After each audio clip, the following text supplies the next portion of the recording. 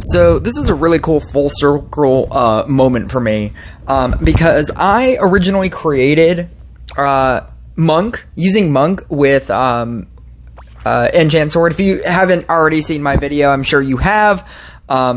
I just upgraded my Enchant Sword to 15. I couldn't go into it because I wanted to make it a short, but I had the 9. So I was waiting very patiently because I had a book of secrets, and I was waiting very patiently to get one copy of Night Statue, and then I could upgrade it to 15 and then max it out and whatnot.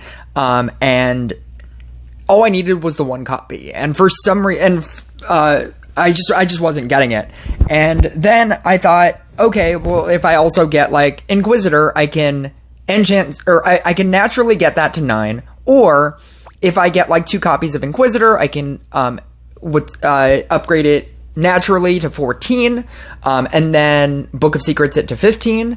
And what ended up happening was I had 2 copies of Enchant Sword, and then I just got a 3rd copy off of my my magic crystal, or my magic dust.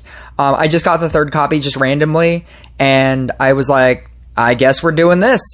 So originally I created using Enchant Sword with Monk on a Monk deck, specifically because of Eternal Gaze.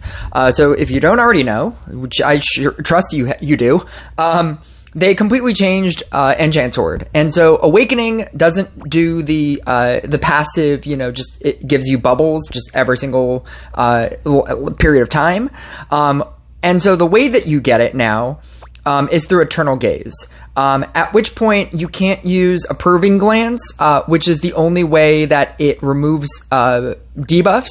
But it's an inefficient way to remove debuffs, so you can't really rely on it for that either.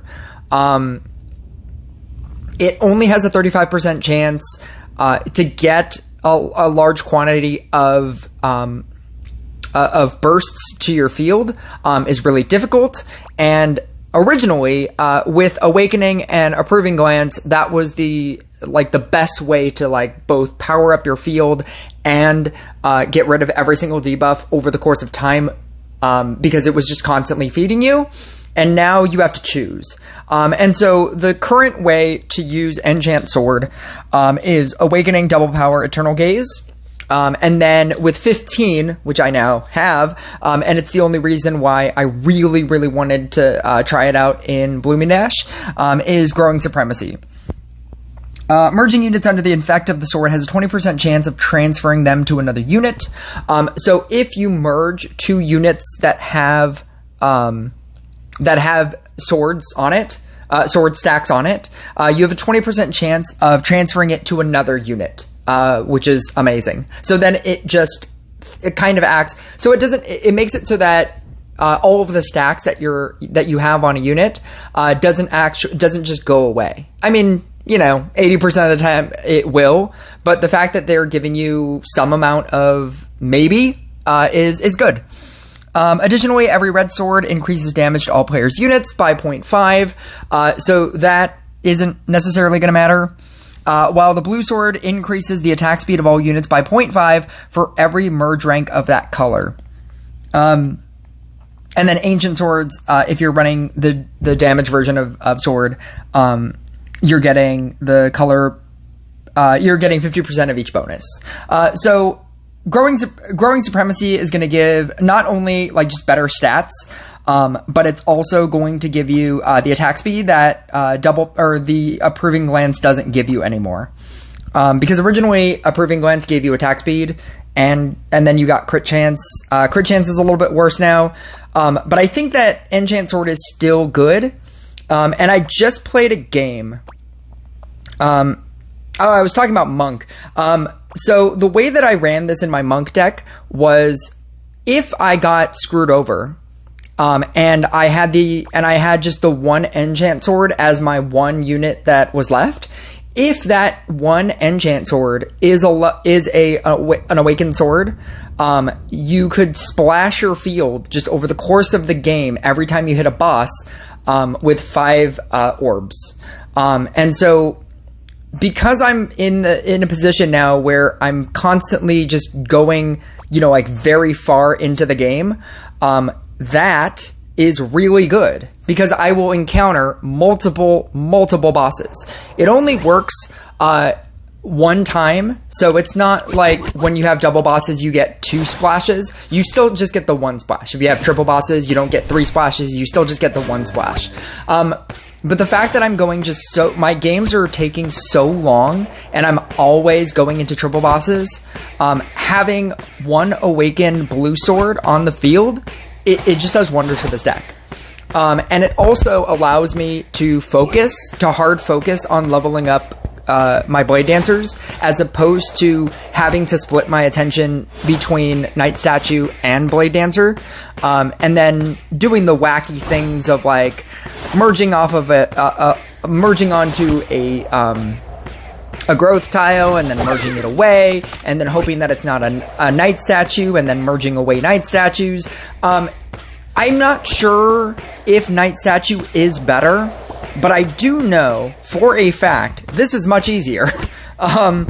If I had a level 15 Dryad to where I could get double bonuses or double power-ups or double level ups, I could take this deck into level 5s much easier. And if I could take oh my god. If I could take my Blade Dancers to level 5s, I could abuse Abundance, and because I have it, but it's just very difficult for me to get to level 5s. But if I can then take my Blade Dancers to level 5s, each of them would get a 10% flat bonus for the rest of the game. You mix that with the growth tile, you mix that with the enchant sword, and you mix that with gadget. I'm really trying to mid-max this deck. And this is by far the easiest version of being able to play this deck. I think that it's good. I don't know if it's necessarily better than Night Statue. When I eventually, over the course of, I don't know, for a very long, even if my next legendary is a Night Statue, I then have to get 9 crystals, which just will take forever. It'll take a while. I just really wanted to get something else to a legendary so that my crystal count can become much easier to obtain, because obviously the more max level legendaries you have, the easier it is to sacrifice things to crystals, because now every single Blade Dancer that I ever obtain is automatically a crystal, and every single enchant sword that I now obtain for the rest of my entirety of time that I play Rush Royale, those will now automatically be crystals. And it's the easiest way to, it's not easy, but I mean, it's a big bonus once you start maxing out your legendaries, because getting the crystals becomes easier. You don't have to make hard choices. And I just really wanted another legendary, another max legendary. And I don't think Enchant Sword is the best thing, but I think it's good. I think it's helpful. I think that a lot of people still use it. I think Eternal Gaze is really good on it. And I think that you get the difference that you will obtain from having a level 13 enchant sword to a level 15 enchant sword is huge. Because getting a higher level thing will automatically put you above your competition of people using a level 13 enchant sword. This guy, he doesn't have the greatest stuff. He has an almost max growth, but I don't think he's necessarily using it. It's so hard to use in a monk deck because once you get a monk, you don't necessarily want to sacrifice it out. So to obtain all the bonuses of a growth tile is really difficult. I mean, I guess he's at 30% already, which is pretty insane. 32%? 34%? He's doing pretty well for himself. Never mind. Maybe I'm wrong. Maybe it is easy in a monk deck. And then he has a max spear. Pocket Curse does nothing to me. It does. I think it does a little bit of something like in the beginning, but once I realize that he has like Pocket Curse, I start being a little bit more prepared for it. And then at a certain point, I just get all level 4s, and because it's reasonably easy for me to do level 4s, and then I just have like my enchant sword on the field. There's a point where I get stuck, but I don't know. For the most part, I thought that this game went really well. I don't necessarily know if it's better than Night Statue, but it's just easier than running Sharpened Spear. Sharpened Spear. Night Statue. It's more fun to play. I like seeing like all of the like having like the level 4 field, and then seeing like how like just my field getting splashed over and over and over as the game progresses is fun.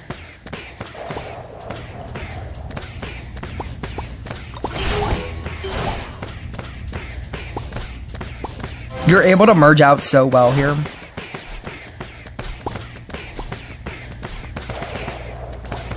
I got super lucky with some of these merges. There was a part of me that thought that I was gonna die here, or that I was gonna die in this game. I think anytime you ever face Monk, it's scary. And he had like the max Dryad. He doesn't have like an amazing mermaid. I'm not all the way at the top, but I think that his crit percentage was pretty close to mine. He had like a reasonable amount of trophies that was next to mine.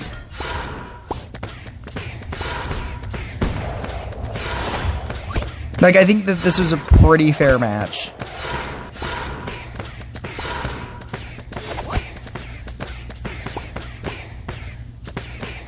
I think anytime you're facing Max Monk, it's incredibly scary. Or Monk in general. I think if he had a Max Monk, he might have beaten me. The problem with the Monk deck is your base damage. It's all about your base damage, and the base damage on a Monk deck is not great. It's obviously very good when you can activate the ability. And when you have like a field full of monks, and they're all at reasonably high level, your base damage is okay, but at a certain point it just kind of drops off.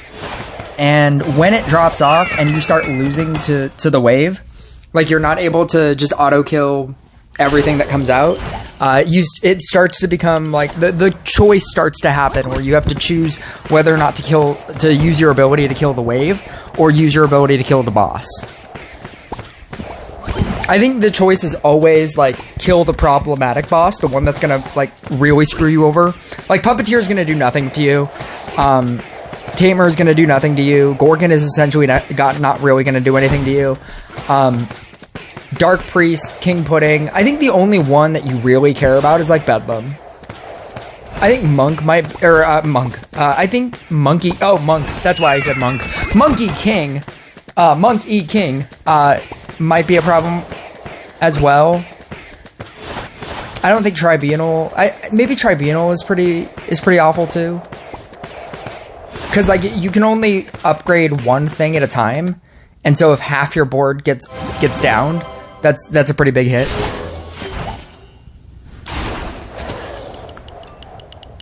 It's just such a resilient deck.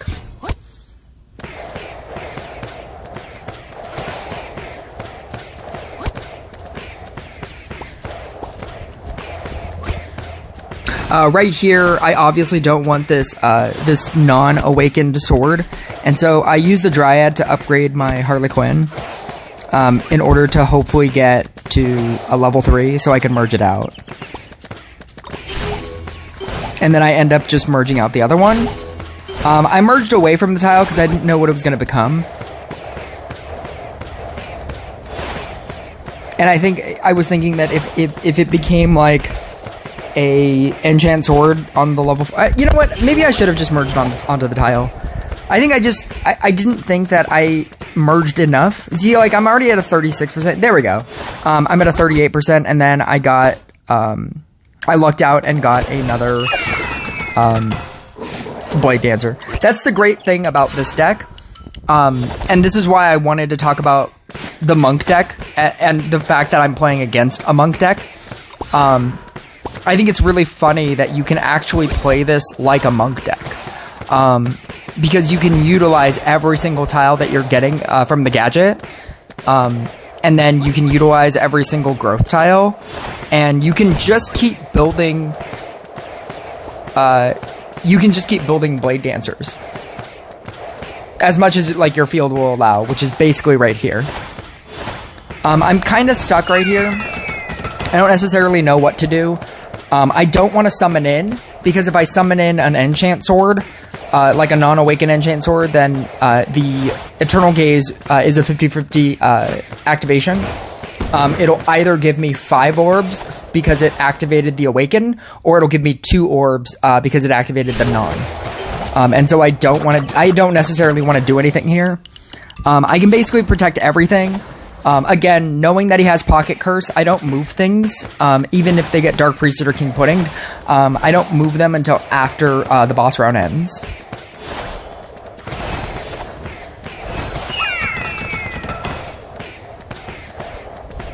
I basically stay here for a good amount of time. I should screenshot this. This looks like a really good screenshot. I basically stay here for a reasonable amount of time. And then something happens where I'm able to actively do some stuff. And that's where it gets really interesting. And that was the thing that made me want to make this video.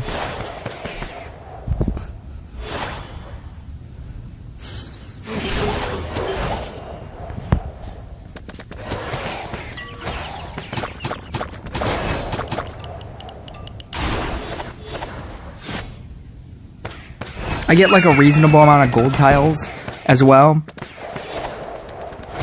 The gold tile, I love that happened and that I saved the Dryad, because now I can upgrade it so that it doesn't die. We have a Bedlam next round, and I thought that I was falling behind, but I guess I wasn't.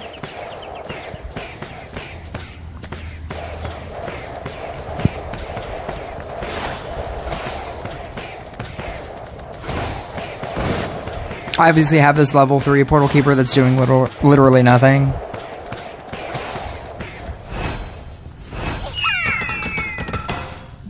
Something happens at some point, and I'm not sure where, but something happens and I end up summoning in a bunch.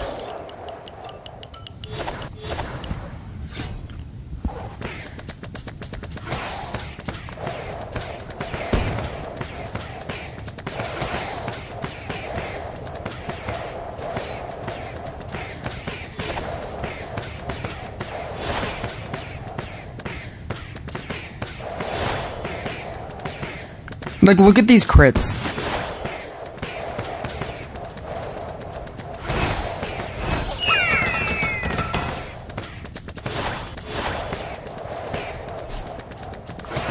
That's about where I thought that I was starting to fall off. And I thought he was gonna die here, and he definitely doesn't.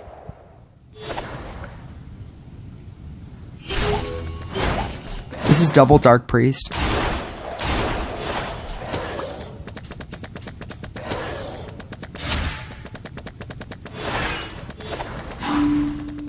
I'm still trying to be aware that he's going to Pocket Curse me. So right here, my thing goes down to 1, and I definitely don't want it to die. And then I get a summon in right there. I get a gold tile right there. And so I just decide, you know what, I'm going to summon in. It's going to be okay. Because I cannot let that Awakened Sword die. And then that happens, which is the best thing. Because then I'm able to combine the 2 Portal Keepers.